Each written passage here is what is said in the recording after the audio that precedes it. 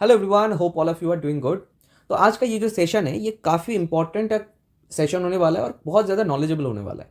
ये जो new new वैदिक न्यूमरोलॉजी सीख रहे हैं उनके लिए भी बहुत इंपॉर्टेंट है, और जो सीख गए हैं लेकिन प्रैक्टिस की कमी है, कहीं ना कहीं कॉन्फिडेंस नहीं मिलता है प्रेडिक्शन देने में, उनके लिए भी बहुत ज़्यादा इंपॉर्टेंट है। तो इस वीडियो को एकदम स्किप मत करना, एक एक वर्ड बहुत इंपॉर्टेंट है, और कोशिश करिए शेयर करना, और प्लीज़ सब्सक्राइब करिए इस चैनल को, बिकॉज बहुत मेहनत लगता है इस वीडियो को बनाने में। ओके, तो बेसिकली आज का ये जो सेशन है ये एक फेमस पर्सनालिटी के ऊपर रहने वाला है। आप लोगों ने थंबनेल तो देख ही लिया होगा। तो बेसिकली ऋतिक रोशन के ऊपर हम लोग बात करेंगे, उसके ओवरऑल लाइफ के बारे में बात करेंगे, पास्ट इंसिडेंट्स के बारे में बात करेंगे। तो मैं एक ओवरव्यू देता हूँ कि आज एग्जैक्टली क्या क्या पॉइंट्स के ऊपर डिस्कशन होगा इन पर्टिकुलर ऋतिक रोशन के ऊपर। तो पहला पॉइंट तो ये है कि being a very talented actor, Hrithik Roshan is a very, no doubt is a very talented, very charming actor with a very, I mean superb acting skill, है ना। वो ऐसी ऐसी मूवीज में ऐसा एक्टिंग किया है जो कि कोई भी देख के हैरान हो जाएगा, राइट। लेकिन फिर भी इतना अच्छा होने के बावजूद ये सब लोग मेरे से सहमत होंगे इस बात को लेके, जितना उनका फिल्म्स आना चाहिए, राइट, जितना उनका काम फैंस एक्सपेक्ट करता है, उतना ज़्यादा वो काम बॉलीवुड में नहीं किया है। हाँ बिल्कुल वो किया है, लेकिन वो हिट भी दिया है, लेकिन उसके साथ साथ फ्लॉप भी बहुत ज़्यादा गया है। Despite of putting a lot of efforts, उनके बहुत सारे फिल्म्स ऐसे आपको मिल जाएंगे जो एक्चुअल में कहीं ना कहीं सेमी हिट या फिर फ्लॉप गया है। तो ये चीज़ क्यों हुआ है, राइट, पहले तो उसके ऊपर हम देखेंगे। दूसरा पॉइंट, उनके जीवन में बहुत सारे कंट्रोवर्सीज भी हुए हैं, right. Most of the controversy हो सकता है आप लोग जानते होंगे, उसके पीछे क्या रीजन है, क्या हम वैदिक न्यूमरोलॉजी इस चीज को इसका क्लैरिटी हमें मिल सकता है, वो भी हम देखेंगे। और तीसरा, उनके कुछ हेल्थ इश्यूज भी हैं, राइट, वो भी क्यों है, from by, I mean by birth health issues थे बहुत ज्यादा, तो वो भी क्यों है उसके ऊपर भी हम बात करेंगे। तो चलिए शुरू करते हैं, बहुत इंटरेस्टिंग होने वाला है। I am very much excited, I hope you are also very much excited regarding this. तो देखिए, पहले तो हम उनका ओवरऑल वैदिक ग्रिड डिस्कस करेंगे। तो उनका जो डेट ऑफ बर्थ है आपको गूगल में मिल जाएगा, 10 जनवरी 1974 इनका डेट ऑफ बर्थ है। आपको लेफ्ट साइड में उनका जो नेटल ग्रिड है वो आपको यहाँ पे लिखा हुआ मिलेगा। तो इनका जो डेस्टिनी नंबर है वो है 5, और उनको जो बेसिक नंबर है मैंने लिखा नहीं है, आपको मैं बता ही देता हूँ कि इनका आप देख ही रहे हो 10 है, तो उसका मतलब बेसिक नंबर 1 + 0 = 1, दैट इज 1 है। तो उसके ऊपर हम ज़्यादा नहीं जाएंगे। डेस्टिनी नंबर क्या है, 5, जस्ट इतना आप याद रखो। ओके, अब यहाँ पे पहले तो इनका नेटल ग्रिड से उनका ओवरऑल पर्सनैलिटी के ऊपर बात करते हैं। तो अगर आप देखोगे डेस्टिनी नंबर क्या है, 5 है। तो 5 means very calculative, very analytical, fun loving, ठीक है, अच्छा कम्युनिकेशन स्किल। तो ये सारी चीज़ें 5 से आता है। तो 5 से क्या क्या आता है, जो बिगिनर्स हैं या फिर जो एडवांस में भी काम कर रहे हैं उनके लिए मैं लिख लेता हूँ। 5 में इसमें हम क्या क्या देखेंगे, good communication skills, analytical skills, ठीक है, फन लविंग, ठीक है। तो ये सारी चीज़ें आपको दिखेगा। और क्या है, थोड़ा सा पॉजिटिव टूवर्ड्स मनी, मतलब थोड़ा सा मनी माइंडेड भी 5 दे देता है इंसान को, ठीक है। तो ये सारी चीज़ें आपको देखने को मिलेगा उनमें, ठीक है। अच्छा, अब और क्या है, यहाँ पे आपको दिखेगा मल्टीपल 1। मल्टीपल 1 क्या क्रिएट करता है ना इंसान में, थोड़ा सा ईगो। पहला पॉइंट है ईगो। ये सारी चीज़ हमें काम, मतलब हम काम में लेंगे जब हम प्रेडिक्शन करेंगे, तो ध्यान से सुनना। और इसके साथ साथ जब भी 1 मल्टीपल हो जाता है, कॉन्फिडेंस लेवल को कम कर देता है। यहाँ पे point to be noted, confidence level कम हो जाता है। तो ये दो चीज़ हमें मेनली इंपॉर्टेंट है। और एक चीज़ है, क्योंकि इनके डेट ऑफ बर्थ में ऑलरेडी मल्टीपल 1 है, तो जब जब 1 की दशा आके ये और भी मल्टीपल होगा, है ना, और भी ज़्यादा मल्टीप्लिकेशन इसमें आएगा 1 में, तो जितना 1 बढ़ेगा by the, I mean added दशा ऑफ 1, तो इसमें क्या होगा, मैं यहाँ पे लिख देता हूँ, multiple 1 create some sort of controversies और कॉन्फ्लिक्ट्स।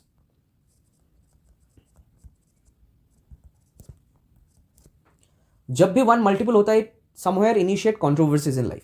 तो इस चीज़ को भी आप ध्यान में रखना, ठीक है। तो कहीं ना कहीं ये जो चार्ट है, जब भी 1 मल्टीपल आपको दिखे, तो ये चार्ट आप बोल सकते हो कि एक स्नैपशॉट प्रेडिक्शन आप दे सकते हो। बाकी तो दशा के ऊपर हम बात करेंगे कि कंट्रोवर्शियल प्रोन चार्ट है ये, सम है, ठीक है। ओके, अच्छा, 7 भी है यहाँ पे।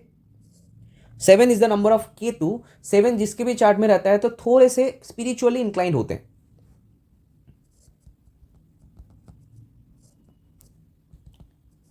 और क्या, थोड़े से ह्यूमैनिटेरियन क्वालिटीज भी रहता है।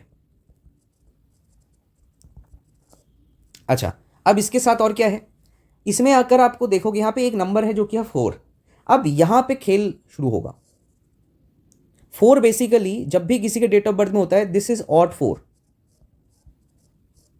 तो ऑड 4 क्या करता है, जीवन में बहुत ज्यादा इल्यूजन इंक्रीज करता है। और क्या, मूड स्विंग्स।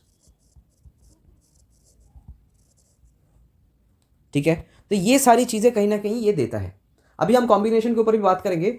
अब ये सारी चीजें जो भी हमने देखा, इसको कैसे हम इसके प्रोफेशन के साथ जोड़ेंगे। देखिए, अगर आप ध्यान से देखोगे, इनके अंदर कॉन्फिडेंस की कमी है बिकॉज ऑफ दिस मल्टीपल 1। ठीक है, दूसरी चीज ईगो थोड़ा सा ज्यादा है, और तीसरी चीज मूड स्विंग्स का थोड़ा सा एटीट्यूड है, और इल्यूजन का थोड़ा सा यहाँ पे इफेक्ट दिख रहा है। अब ये सारी चीज अगर आप मिलाओगे तो कहीं ना कहीं आपको ये समझ आएगा कि ऋतिक रोशन हो सकता है बहुत हैंडसम है, बहुत ज़्यादा एक्टिंग स्किल्स बहुत अच्छा है, सब कुछ ठीक है, but somewhere decision making quality में दिक्कत यहाँ पे दिख रहा है by combining all this qualities. तो यहाँ पे अगर मैं इसका निचोड़ निकालूं, ध्यान से सुनना, यही एक्चुअली प्रेडिक्शन का मेन चीज है। आप क्या करते हो ना, अलग अलग देख के प्रेडिक्शन देते हो, but you have to mix all the qualities and just conclude the thing. तो ये सारी चीज मिला के एक पॉइंट हमारे यहाँ पे आ रहा है, क्या आ रहा है, डिसीजन मेकिंग जो क्वालिटी है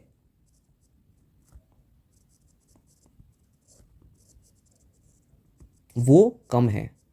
तो इसका इसका सबसे बड़ी मतलब इफेक्ट क्या होगा, हो सकता है बहुत सारे अच्छे अपॉर्चुनिटीज ऋतिक रोशन जो है मिस कर दे अपने लाइफ में, बिकॉज ऑफ लो कॉन्फिडेंस। चलेगा नहीं चलेगा, करूँ ना करूँ, इससे बिकॉज ऑफ इल्यूजन दिमाग में उल्टी सीधी ख्याल है, नेगेटिव थॉट्स भी आ सकते हैं कभी कभी, मतलब ये सारी चीज़ें। अच्छा, 4 जब ऑड होता है तो प्रोकास्टिनेशन वाला इफेक्ट आ जाता है। ठीक है, तो प्रोकास्टिनेशन वाला फैक्टर भी यहाँ पे है, और मूड स्विंग भी है। आज हो सकता है ये स्क्रिप्ट सुन के बहुत अच्छा लगा, लेकिन कल को ऐसा लगा कि नहीं, छोड़ो नहीं करना।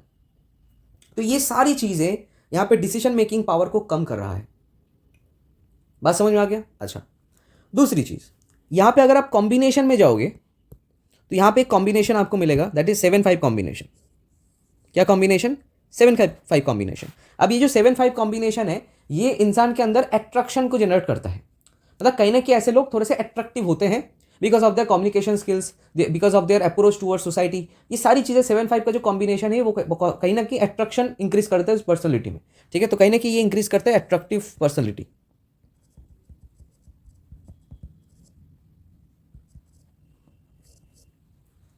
ठीक है, तो ये अट्रैक्टिवनेस को इंक्रीज करता है। तो यहाँ से हमें दिख रहा है कि why Hrithik Roshan seems to be very much attractive, लोग बहुत ज़्यादा अट्रैक्ट हो जाते हैं। तो ये सारी चीज़ें आपको यहाँ पे मिलेगा। और क्या है यहाँ पे, है यहाँ पे एक दूसरा कॉम्बिनेशन है, दैट इज 5-4 का कॉम्बिनेशन। ये जो 5-4 कॉम्बिनेशन, अगर आप मेरे को फॉलो करते हो राइट, तो मैंने एक पर्टिकुलर पास्ट के एक वीडियो में मैंने बताया था, whenever 5-4 combination is there from birth, है ना, बाई बर्थ अगर 5-4 लेके कोई जन्मता है, मतलब जन्म लेता है राइट, तो ऐसे लोगों का कुछ ना कुछ क्रॉनिक इश्यूज बचपन से होने के चांसेस होते हैं, या फिर कहीं ना कहीं ऐसे पर्सन लाइफ में एक ऐसा क्रॉनिक डिजीज से भुगतता है, मतलब ऐसा कोई डिजीज जो बहुत मतलब आसानी से ठीक नहीं होता है। तो ये कहीं ना कहीं उसके नसीब में ये चीज़ होता है कि 5-4 या फिर 9-4 दोनों में से कोई भी कॉम्बिनेशन बाई बर्थ अगर कोई लेके जन्म लेता है, तो कहीं ना कहीं कुछ ना कुछ क्रॉनिक डिजीज इसके जीवन में आता है, जो कि उसको लाइफ लॉन्ग उसको झेलना पड़ेगा। तो ये इंडिकेट करता है कोई ना कोई लॉन्ग स्टैंडिंग डिजीज।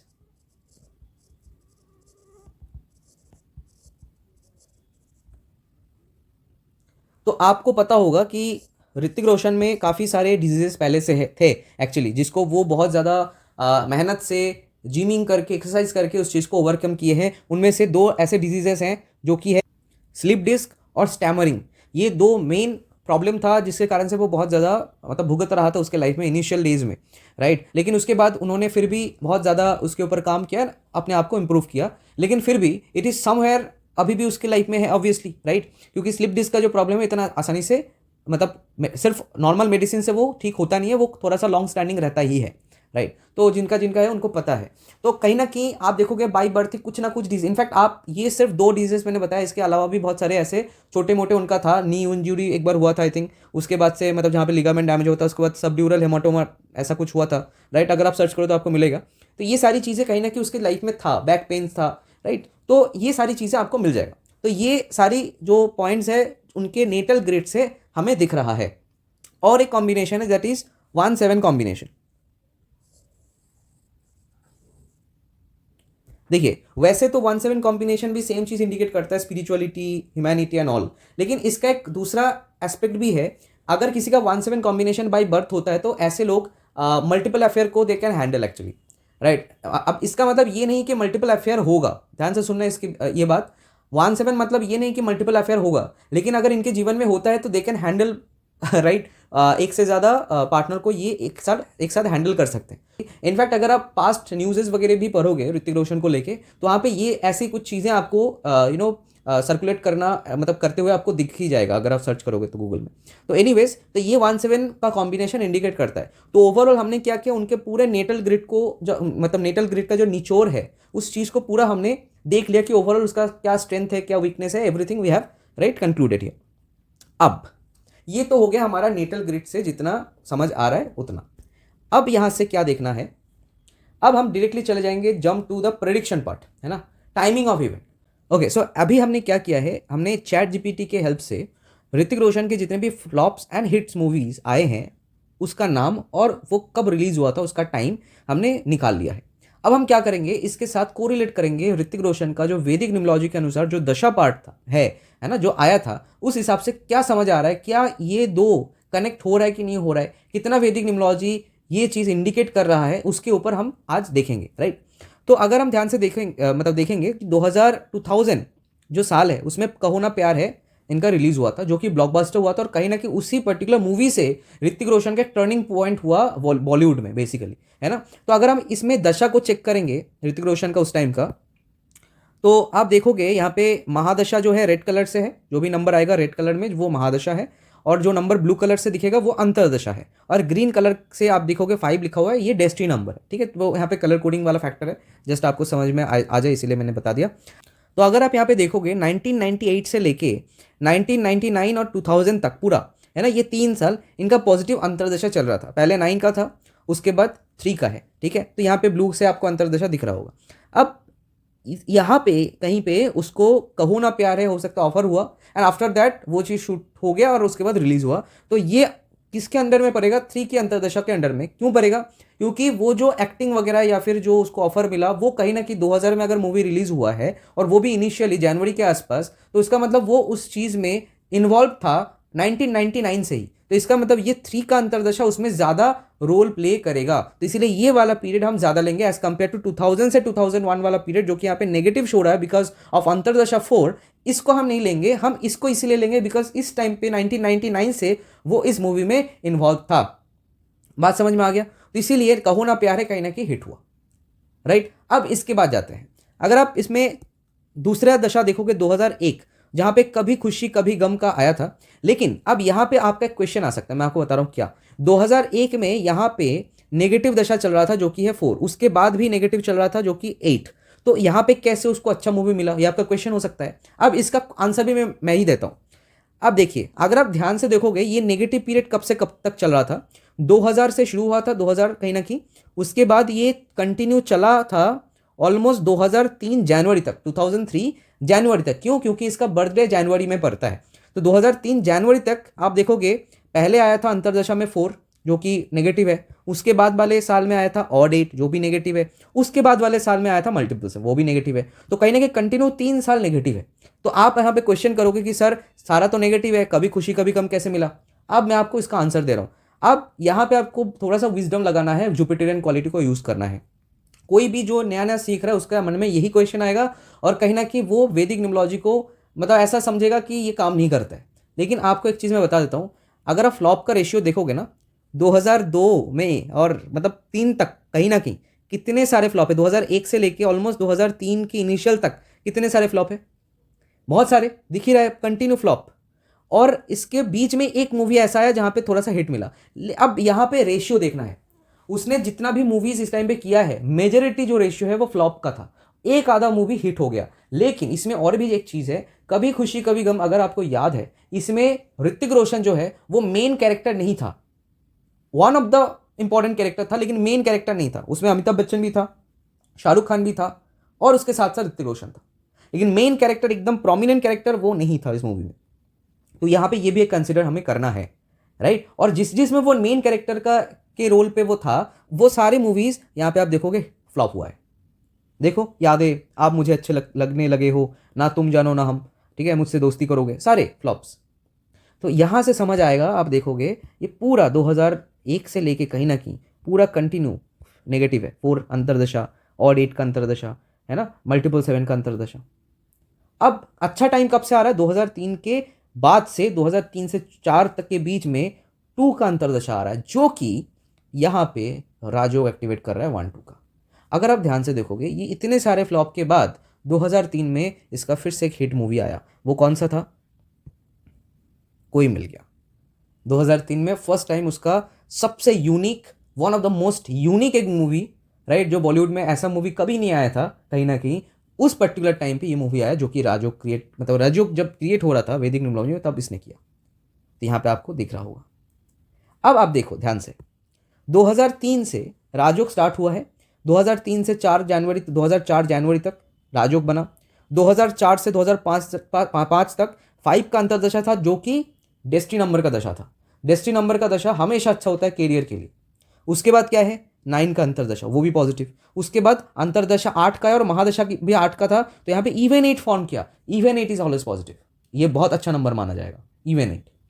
तो 2007, उसके बाद 2008 में फिर से डेस्टिनी नंबर का दशा आया, तो कहीं ना कहीं उसके बाद से नेगेटिव आया। 2008 से 9, या फिर 9 के बाद 10, ये सारा नेगेटिव स्टार्ट हुआ। मतलब 2008 के बाद से फिर से नेगेटिव दशा स्टार्ट हुआ। लेकिन 2008 तक, ऑलमोस्ट 2003 से 2008 तक, ऑलमोस्ट 5 से 6 ईयर्स अप्रॉक्सीमेटली उसका बहुत अच्छा था। कहीं ना कहीं हम बोल सकते हैं it is one of the golden period of his life.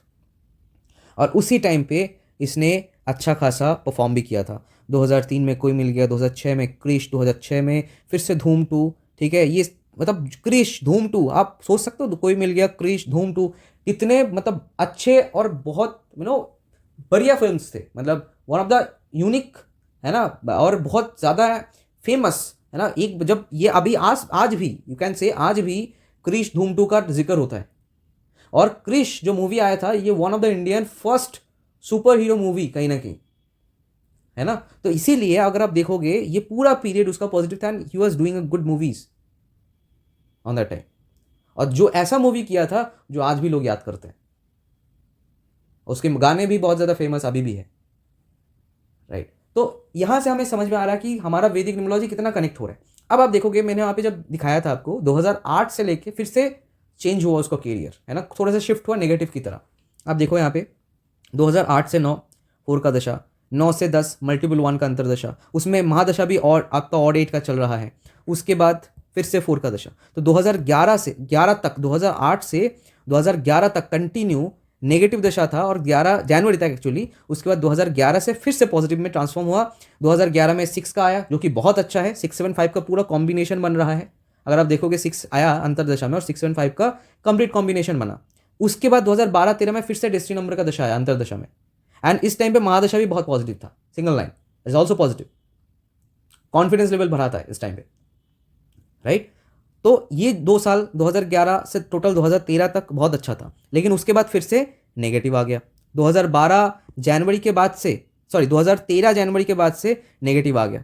फिर से मल्टीपल 9 4 का अंतरदशा, मल्टीपल 7 का अंतरदशा, ठीक है। उसके बाद फिर से मल्टीपल 1, अगेन मल्टीपल 1 कंटिन्यू हो रहा है, अगेन 2019 तक मल्टीपल 7, उसके बाद थोड़ा सा पॉजिटिव हुआ। तो मतलब आप देखोगे ये one of the worst period हम कह सकते हैं ऋतिक रोशन की लाइफ में। 2013 से लेके ऑलमोस्ट 2019 जनवरी तक एक खराब पीरियड दिख रहा है।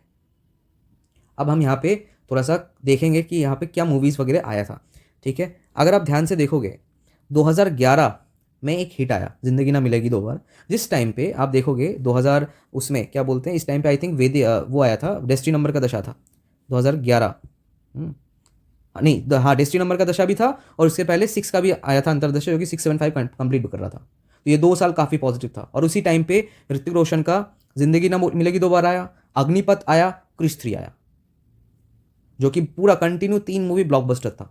जिंदगी ना मिलेगी दोबारा अभी भी बहुत फेमस है, लोग देखते हैं इनफैक्ट रिपीटेडली, अग्निपथ और क्रिश 3, ठीक है। तो यहाँ पे बहुत अच्छे अच्छे मूवीज आए। जब बैंग बैंग, हाँ बैंग बैंग भी उस टाइम पे आया था, राइट। अब यहाँ पे थोड़ा सा देखने की बात है, यहाँ पे जब बैंग बैंग आया तो यहाँ पे डबल लाइन आ गया था, लेकिन उसके बाद से 4 का दशा आया। यहाँ पे थोड़ा सा समझने वाली बात है, मैं फिर से कह रहा हूँ कि जैसे बैंग बैंग 2014 में आया था, लेकिन उसका जो मूव, जो आप बोल सकते हो साइन होना या फिर जो एक्टर को उस पर्टिकुलर फिल्म में कास्ट करना, ये उससे पहले ही स्टार्ट हो जाता है ना। कोई बड़ी बजट मूवीज़ में पहले ही कास्टिंग हो जाता है, तो उसको 2014 का ना समझ के उसको 2013 का इफेक्ट हम ऐसे लेके चलेंगे। तो वहाँ पे जो बैंग बैंग उसको मिला 2013 का जो डेस्टिनी नंबर का इफेक्ट है उससे उसको कनेक्ट करेंगे, ना कि इससे मल्टीपल लाइन से। ये थोड़ा सा समझने वाली बात है, क्योंकि कास्टिंग वाला पार्ट भी बहुत इंपॉर्टेंट है। इट्स नॉट लाइक अब रिलीज तो बात की बात है, सेकेंडरी है रिलीज, पहले तो उस एक्टर को लिया जाए जो अच्छी मूवीज, मतलब जो मूवी अच्छा परफॉर्म करेगा उसमें। Casting is the most important thing. तो वहाँ पे ऋतिक रोशन का कास्ट हुआ because of this destiny number दशा, ठीक है। तो उसके बाद बैंग बैंग आया एंड बैंग बैंग ऑल्सो मतलब बहुत अच्छा परफॉर्म किया। अब उसके बाद देखो 2014 से ऑलमोस्ट मतलब 19 तक बहुत अच्छा मूवी नहीं था। अब काबिल की अगर मैं बात करूं, काबिल भी बहुत अच्छा परफॉर्म नहीं किया था। अगर आप देखोगे यहाँ पे भी लिखा हुआ है सेमी हिट, तो ये बहुत ज़्यादा हिट नहीं हुआ था, एवरेज ही था। इनफैक्ट बैंग बैंग भी बहुत ज़्यादा हिट नहीं किया था, क्योंकि जस्ट उसके बाद वाले दशा ही नेगेटिव था, जो कि मल्टीपल लाइन। तो बैंग बैंग उतना अच्छा मूवी होने के बावजूद बहुत बढ़िया परफॉर्म नहीं किया था, सेमी हिट हुआ था, राइट। तो अगर हम यहाँ पे आप देखोगे 2013 में कास्टिंग तो हो सकता हो गया होगा, क्योंकि डेस्टिनी नंबर का दशा है, तो अच्छे मूवीज़ के लिए ऋतिक रोशन कास्ट तो हो गया था, तो उसका इफेक्ट भी था। लेकिन उसके बाद मल्टीपल लाइन और नेगेटिव दशा स्टार्ट हो गया था 2013 के जनवरी के बाद से ही नेगेटिव दशा स्टार्ट हो गया था। उसके बाद 4 का अंतरदशा आया, उसके बाद फिर से मल्टीपल 7 का आ गया। तो ये सारी कहीं ना कहीं नेगेटिव की तरफ जा रहा है। तो इसका मतलब यहाँ पे जो भी मूवीज़ वो करेंगे, यहाँ पे कहीं ना कहीं उसका नेगेटिव साइड में ही इफेक्ट दिखेगा। तो यहाँ पे हो सकता है थोड़ा सा पॉजिटिव, मतलब यहाँ पे बैंग बैंग या फिर काबिल थोड़ा सा अच्छा परफॉर्म किया था सेमी हिट, लेकिन इसका परफॉर्मेंस, अब देखो एक मूवी है, वो कैसा परफॉर्म करेगा ये डायरेक्टर प्रोड्यूसर के ऊपर ज़्यादा मायने रखता है, राइट। तो हो सकता है इस मूवी के साथ प्रोड्यूसर का भी डेट ऑफ बर्थ अगर हम थोड़ा सा अलाइन करके कोशिश करें देखना, तो हो सकता है उनके डेट ऑफ बर्थ में पॉजिटिविटी का इंडिकेशन था, तो हो सकता है फिल्म चल गई। लेकिन ऋतिक रोशन के केस में ये नेगेटिव ही था, इसीलिए वो अल्टीमेट जाके सेमी हिट में ही आया। तो 14-17 ये उतना बहुत बढ़िया पीरियड तो यहाँ पे नहीं दिख रहा है। अब आता है 2019 सुपर 30, जो कि बहुत अच्छा हिट हुआ था। अब 2000 अगर मैं 19 में चले जाऊँ, मैंने यहाँ पे एक चीज़ बताया था, आफ्टर 2019 जनवरी फिर से यहाँ पे पॉजिटिव में ट्रांसफॉर्म हुआ, जो कि अंतरदशा 6 का है। अगर आप देखोगे ये वाला 2019 से 2020 अंतरदशा 6 का है, यहाँ पे फिर से सुपर 30 आया एंड वो चीज़ हिट हो गया फिर से। अब उसके बाद फिर से देखते हैं अगेन 2019 में वार आया, वार भी ब्लॉकबस्टर हुआ, ठीक है। वो 6 का दशा सुपर 30 और वार के लिए काफ़ी अच्छा हुआ। लेकिन उसके बाद वार के बाद अगर आप देखोगे उसके बाद अच्छा इसमें और एक चीज़ देखोगे, मतलब जिस टाइम पे उसका नेगेटिव पीरियड चल रहा था, उस पूरे अगर आप कोरिलेट करोगे साइड बाय साइड 2010 2009, ठीक है, ये सारी पीरियड कहीं ना कहीं नेगेटिव था। 2009-10 का अगर आप थोड़ा सा देखने की कोशिश करोगे यहाँ पे, तो अगर यहाँ पे आपको मिल जाएगा 2009 में नेगेटिव, 2010 में नेगेटिव, ठीक है। तो आप देखोगे यहाँ पे पूरा नेगेटिव है। और उसका साइड बाय साइड, मतलब जो मैंने बताया ना सबसे खराब पीरियड कहीं ना कहीं था ये 3 साल, 2008 से लेके 2011 जनवरी तक, पूरा जो फिल्में इसने किया था सारा फ्लॉप। 2009 में फ्लॉप, 2010 में 2 फिल्म किया वो भी फ्लॉप, ठीक है। तो यहाँ पे हमें समझ में आ गया। अच्छा 2016 में मोहिंजोदड़ो उसका आया था, जो भी फ्लॉप हुआ था। 2016 का देख लेते हैं, मल्टीपल 1 फ्लॉप हुआ। उसके बाद 17-18 में भी मल्टीपल 1 चल रहा था, वो भी फ्लॉप। तो यहाँ पे वही दिख रहा है। 2025 वार 2 जितना एक्सपेक्टेशन था नहीं कमा पाया था, बल्कि वार बहुत अच्छा कमाया था, क्योंकि वो अच्छे दशा में आया था। वार कब आया था 2019 में, 2019 में क्या चल रहा था 6 का अंतरदशा, जो कि 6-7-5 का कंप्लीट कॉम्बिनेशन बना के रखा था। लेकिन वार 2 कब आया था 2025 में। अब देखते हैं अभी का टाइम क्या चल रहा है, 4 का अंतरदशा। देखो अब एग्जैक्टली ये चीज़ क्यों हुआ। अब देखिए यहाँ पे अगर दशा चेक करेंगे 2023 से 24 नेगेटिव था, 24 से 25 भी नेगेटिव था। इस मूवी का वार 2 का एग्जैक्टली शूटिंग स्टार्ट हुआ था 2023 अक्टूबर में। अगर आपको विश्वास नहीं तो आप एक बार चेक कर लेना, 2023 अक्टूबर से स्टार्ट हुआ अप्रॉक्सीमेटली शूटिंग। तो इसका मतलब पूरे फिल्म को ऋतिक रोशन के हिसाब से अगर देखा जाए, पूरा नेगेटिव दशा में पूरा शूटिंग हुआ। 23 में भी नेगेटिव था, 24 से 25 में भी पूरा नेगेटिव था। अल्टीमेटली 25 में ही रिलीज हुआ और वो बहुत ज़्यादा अच्छा हुआ नहीं, मतलब पिट गया इन द सेंस जो उसका मतलब उस फिल्म को करने में जो बजट उसका मतलब लगा, वो कहीं ना कहीं मैच नहीं हुआ था, वो रिकवर नहीं हो पाया था। तो अल्टीमेटली ये फ्लॉप ही घोषित हो गया अल्टीमेटली जाकर। तो कहीं ना कहीं आप देख पा रहे हो कि कितना अच्छे से हमारा वैदिक न्यूमरोलॉजी कनेक्ट करता है, राइट। अगर आप इस सब्जेक्ट को अच्छे से सीखोगे तो बहुत सारे प्रेडिक्शंस ऐसे होंगे जो आप बहुत चुटकियों में फ्रैक्शन ऑफ मिनट्स में, सेकेंड्स में आप कर सकते हो। ठीक है, अब आते हैं फ्यूचर प्रेडिक्शन में। अब ऋतिक रोशन का जो फ्यूचर है उसमें क्या वो परफॉर्म कर सकता है, कितना अच्छा करेगा, कितना ऑफर या फिर अपॉर्चुनिटी उसके लाइफ में मिलेगा, वो भी हम इससे देख सकते हैं सिमिलर वे में। अगर आप ध्यान से देखोगे 2025 से 26 वाला पीरियड अभी इसका अच्छा चल रहा है कहीं नहीं, उसके बाद भी 26 से 27 अच्छा है, और 27 से 28 फिर से अच्छा है, और उसके बाद देखते हैं 2028 से 29 फिर से अच्छा है, 29 से 30 फिर से अच्छा है, 30 से 31 फिर से खराब आ गया। तो 2030 तक, और उसके बाद 2030 31 से 32 भी पॉजिटिव है, 32 से 33 भी पॉजिटिव है। तो कहीं ना कहीं अभी फिर से ऋतिक रोशन का गोल्डन पीरियड स्टार्ट हुआ है कहीं ना कहीं। तो हम एक्सपेक्ट कर सकते हैं कि ऋतिक रोशन जो है वो फिर से अपने फैंस को खुश कर सके अपने अच्छे अच्छे मूवीज से। पहली बात तो ये समझ में आया कि हमारा वैदिक न्यूमरोलॉजी के जो दशाज हैं, जो या फिर ये जो सिस्टम है, ये कितना एक्यूरेटली सिचुएशन के साथ फिट बैठ जाता है, पहला पॉइंट। दूसरा पॉइंट, बहुत लोग बोलते हैं कि ऋतिक रोशन ने अपना नाम करेक्शन किया था, नेम चेंज किया था वगैरह वगैरह। अगर वो सच में किया है तो कहीं ना कहीं उसका कोई फ़ायदा नहीं हुआ है। यहाँ से ये भी हमें पता लग रहा है कि जो उसके साथ होना था, जो हमारे वैदिक न्यूमरोलॉजी में इंडिकेशंस हैं, उसके अनुसार ही उसके जीवन में चीज़ें हुआ है। सिंपल, इसमें कोई डाउट ही नहीं है। अगर इसमें भी कोई डाउट रह जाए तो इसका मतलब आप जानबूझ के आप भरोसा नहीं कर रहे हो इस सिस्टम के ऊपर। आपका कहीं ना कहीं मोबाइल या फिर नेम नंबर न्यूमरोलॉजी के ऊपर बहुत ज़्यादा ब्लाइंड फेथ हो गया है। That's the only thing. अब इसके बाद और भी कुछ चीज़ें देखेंगे। अब क्या देखेंगे कि ऋतिक रोशन के लाइफ में कुछ कंट्रोवर्सीज भी हुआ था, क्या वो हम फाइंड आउट कर सकते हैं? बिल्कुल कर सकते हैं। पहले तो हम डेट्स देख लेते हैं कि किस टाइम पे उनके साथ क्या क्या कंट्रोवर्सीज हुआ था। देखिए, अगर आप ध्यान से देखोगे, यहाँ पे मैंने कुछ कंट्रोवर्सीज का मैंने यहाँ पे चैट जीपीटी से मांग के रखा है। तो अगर आप देखोगे 2000 से लेकर 2001 ये जो पीरियड है, इस पीरियड में कंट्रोवर्सी हुआ था जो कि नेपाल से रिलेटेड था कुछ, और 2001 में माफिया का अटैक या फिर थ्रेड वगैरह ऐसा भी कुछ मिला था। तो इस पर्टिकुलर चीज़ के ऊपर थोड़ा सा देख लेते हैं। अगर मैं 2001 के आसपास चला जाऊं तो यहाँ पे 4 का दशा आ गया था। 2000 जनवरी से 2001 तक पूरा 4 का चला, उसके बाद ऑड 8 का चला, उसके बाद फिर से मल्टीपल 7 का चला। तो कहीं ना कहीं ये पीरियड मैंने पहले भी कहा था नेगेटिव था, फ्लॉप्स भी गए हैं, उसके साथ कंट्रोवर्शियल वे में थ्रेड्स भी मिले हैं, और उसके साथ कुछ नेपाल से रिलेटेड कंट्रोवर्सी भी हुआ था। तो यहाँ से भी हमें ये समझ में आ गया। ठीक है, दूसरी चीज़, अगर उसके बाद का देखेंगे 2009 से 2010 बरबरा मोरी अफेयर्स रिमर्स का एक वो कंट्रोवर्सी भी उठा था। 2009 और 10 में अगर मैं चला जाऊं तो यहाँ पे हमें क्या दिख रहा है देखो, मल्टीपल 1। मैंने एक चीज़ बताया था जब ये पर्टिकुलर मैं सेशन स्टार्ट कर रहा था, जब नेटल ग्रिड का डिस्कशन में कर रहा था, मैंने एक चीज़ बताया था, जिसके भी डेट ऑफ बर्थ में मल्टीपल 1 रहेगा, जब जब 1 आएगा तो कुछ ना कुछ कॉन्ट्रोवर्शियल स्थिति बनेगी ही। तो 2009 से 10 आप देखोगे मल्टीपल 1 यहाँ पे दिख रहा है, तो यहाँ पे कंट्रोवर्सी का यहाँ पे फिर से आ गया। अच्छा, उसके बाद 2013 से 14 ऋतिक और सुजैन का डिवोर्स या फिर सेपरेशन का जो रिमोट था, रिमोट तो नहीं बोलेंगे ऑब्वियसली, वो जो कंट्रोवर्सी था एग्जैक्टली 2013-14 में अगर चले जाएंगे तो अगर आप देखोगे 2013 से 14 मल्टीपल 9, 14 से 15 4, 15 से 16 मल्टीपल 7, पूरा नेगेटिव चल रहा था। तो ये भी चीज़ हुआ। उसके बाद जो मेन जो कंट्रोवर्सी था एकदम मेजरली जो उसके जीवन में एक्चुअल में हुआ था, वो था कंगना रनौत से ऋतिक रोशन का जो कंट्रोवर्सी था वो हुआ था। जो वो कब हुआ था? 16 से 17, वो सेम पीरियड 15 से 16 मल्टीपल 7, 16 से 17 फिर से देखो मल्टीपल 1, 16 से 17 मल्टीपल 1, 17 से 18 फिर से वही अंतरदशा मल्टीपल 1 का ही चल रहा है। और उसके बाद भी इंस्टेबिलिटी, मतलब multiple 7 whenever multiple 7 comes it gives instability in life. तो देखो फिर से मल्टीपल 1 कितनी बार आया है, कितनी बार कंट्रोवर्सी हुआ। और ये चीज़ क्यों इतना ज़्यादा हुआ? बिकॉज ये लॉन्ग स्टैंडिंग था। देखो मल्टीपल 1, उससे पहले भी नेगेटिव दशा, उससे पहले भी नेगेटिव दशा, उससे पहले भी नेगेटिव दशा।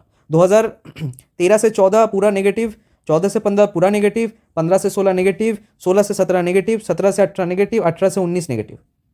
सो यू कैन अंडरस्टैंड, नाम चेंज करके कुछ फ़ायदा नहीं है। ठीक है, इससे ज़्यादा मैं और कुछ नहीं बोल सकता। ठीक है, ये मैंने प्रूफ भी दिखा दिया आपको। अल्टीमेटली जाके कुछ फ़ायदा हुआ नहीं है। और अल्टीमेटली अगर आप देखोगे ये जो एक्सटेंडेड टू 2021 तक ये एक्सटेंड होके रखा था, एंड अल्टीमेटली जाके आई थिंक ये एंड हुआ 2021 के आसपास। तो 2021 में अगर मैं जाऊँ तो यहाँ पे देखो 6 का आ गया था, तो 6 की दशा में आई थिंक उनका कुछ हो गया था, तो 6 and 5 कंटिन्यू यहाँ पे बना था। और उसके साथ साथ भी अगर आप देखो 2020-21 में 2 का महादशा था, तो राजयोग भी फॉर्म होके रखा था। थोड़ा सा वीक राजयोग बोल सकते हैं इसमें, क्योंकि अंतरदशा नेगेटिव है, तो वीक राजयोग फॉर्म हुआ था। तो कहीं ना कहीं ये चीज़ आपको समझ में आ रहा है, और इसी में जाके वो इस पर्टिकुलर केस से निकला, या फिर वॉट एवर मतलब कंक्लूजन वहाँ से निकल गया, मतलब हमें मिल गया एग्जैक्टली। ठीक है, तो ये है पूरा ओवरव्यू ऋतिक रोशन के ओवरऑल लाइफ के रिलेटेड। करियर का हमने ऑलरेडी बात कर लिया है, नेम निमोलॉजी के ऊपर भी हमने बात कर लिया कि ये काम करता है नहीं काम करता है, कि आप खुद ही इसके ऊपर देख लो आप क्या सोचोगे अभी इसके बाद। और third point is controversy related to Hrithik Roshan, वो भी कितना ईजीली बहुत आसानी से हमारे उसके जो नेटल ग्रिड है, मतलब उसका जो निमोलॉजी ग्रिड है और उसके दशा से कितना अच्छे से अलाइन हो गया। तो thank you so much, subscribe करिए, शेयर करिए, गुड बाय।